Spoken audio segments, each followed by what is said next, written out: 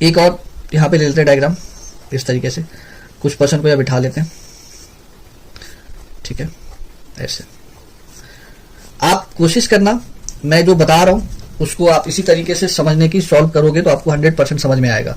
अब जैसे एक लाइन में यहाँ पे लेता हूँ, A is third to the right of B, A is third to the right of B, who sits second to the left of D, ठीक है।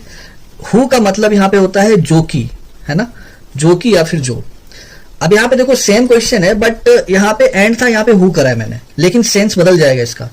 ए is third to the right of B, ये तो सबको पता चल गया होगा, अब समझ में आ गया होगा। तो पहले बी को रख लेते हैं, ए उसके राइट थर्ड है, 1 2 3, ए यहां पे हो गया।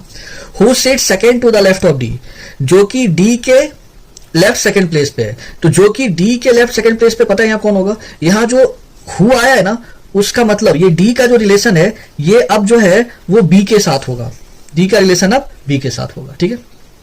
तो एंड वाले में तो पहला व्यक्ति था, और डी वाले में जो लास्ट पर्सन आता है, अगर 2 है तो दूसरा वाला, 3 है तो तीसरा वाला, ठीक है, या फिर जो हु के एकदम बगल में बैठा होगा, इस तरीके से। तो यहां डी का रिलेशन सीधा बी से है। तो ठीक है, यहां सबसे पहले हम क्या करते हैं, इसको तो मैंने अरेंज कर दिया है कि ए जो है वो बी के दाएं दूसरे स्थान पर है, जो कि डी के बाएं दूसरे स्थान, डी के बाएं दूसरे स्थान पर बी होगा।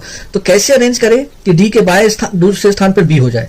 तो अगर हम यहाँ डी को रख लेते हैं तो 1 और 2, क्योंकि डी यहाँ पे है और सेंटर की ओर फेस है, तो इसका बाया किधर होगा, इधर होगा, ठीक है, बाया इस साइड चलेगा ऐसे, तो दूसरे स्थान पर बी हो जाएगा, ठीक है, इस तरीके से।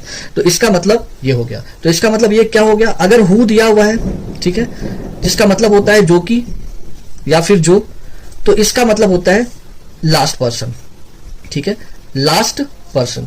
लास्ट पर्सन कहने का मतलब अगर 2 व्यक्ति है तो सेकंड वाला लास्ट हो गया, ठीक है ना, या फिर जो हु के ठीक बगल में बैठा हुआ है उससे इसका रिलेशन होता है। तो हु का मतलब ये हो गया।